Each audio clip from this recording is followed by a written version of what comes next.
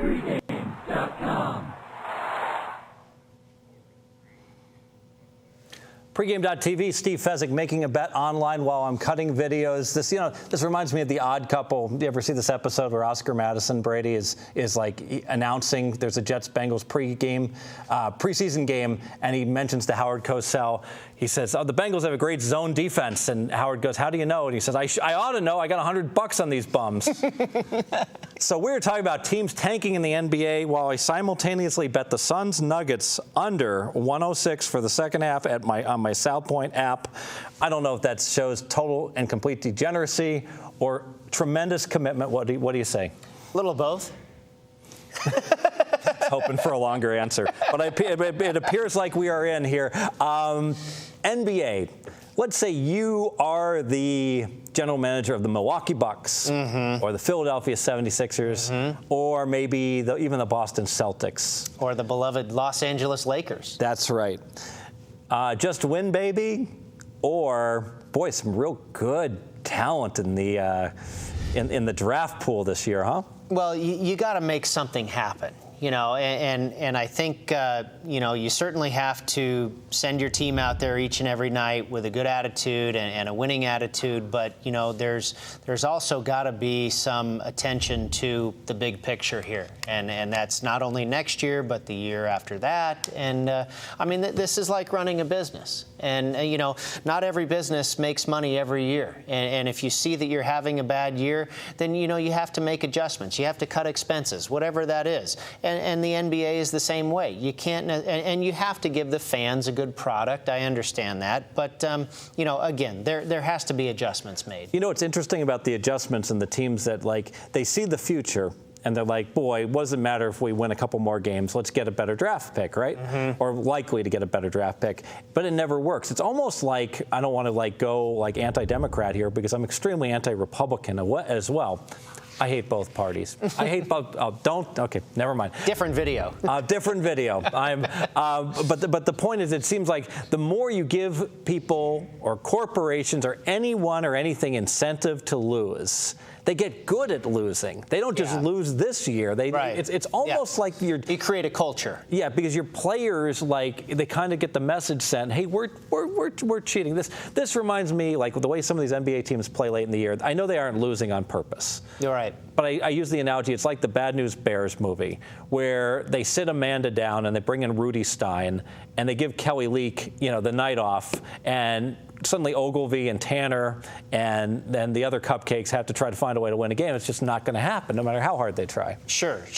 We've all seen it in a workplace where you have a star, and if he's in a bad organization, that star becomes frustrated, and he's not performing like the star he truly is. And I think, again, you talk about creating a culture. If these teams are tanking games and the organization's bad, even those good players on that team are not going to flourish year in and year out. They're regressing. Did you ever see the movie The Fish That Saved Pittsburgh? Yes. Dr. J, of course, in that movie. I'm old as dirt. He's a great player, but he's missing all his shots because he's not. It went with a bunch of players, and none of them are Pisces, and he's a Pisces, and it's just not. It's just the stars are not aligning right, and they have to give him a bunch of Pisces players, so they look like they were tanking in that season before they got the whole new. Yeah, and the organization made adjustents. Yes, there were some extreme adjustments, bringing in Setshot Buford, and by the way, that guy, I think he plays for Oklahoma State. His name's Forte now, at least his son, because it works out the same. Looks like Oklahoma State might be tanking for ping pong balls the way they've been playing. I'm digressing. I'm getting out of the NBA. But I do think that if I was Silver, and one thing I can't stand, here's one of my rants. They talk about, Stern, this whole draft lottery thing is brilliant. He does all the things right. The NBA popularity has soared. And I'm a huge believer. It's soared because it's just a better game than hockey and Major League Baseball, no matter what they do. Yeah. Star power. I can see the players' faces. I can see the basketball. Where's the puck? I can't see the puck. Sure. And it's just a better game. And so I think no matter what they do, it's going to become the second most popular game and have gotten to this, huge. But it doesn't mean they're doing everything right. I think that they should absolutely do away with this. I think anyone who gets a 1 through 4 seed gets no ping pong balls. Anyone who gets maybe a 5 through 8 seed gets 1 ping pong ball, and then all the other teams, maybe you give a couple more ping pong balls, to the very worst team. I don't even know if you do that, Right. Well, again, I mean, how long has this system been in place? And you look at the NFL, they're changing things every year. And baseball hasn't changed things since, who knows when. But, if something is around for that long, I think, with the way things have changed in sports and the world and technology and fans and interest and what have you, the rule changes in the game, then you've also got to adjust everything around it. And maybe you're right. It probably is time to adjust the ping pong ball system to keep up with the rest of the game and create even more fan interest. Very good. And I'm going to fix that ping pong system right now here, and I'm going to make it official. Okay, do I have to do everything? Hire me, folks. We do away with this ping pong system based on the record at the end of the year. Yes, we take the playoff teams and we take them out of the lottery. That's fine. All the non-playoff teams, sorry, your games in March and April don't count.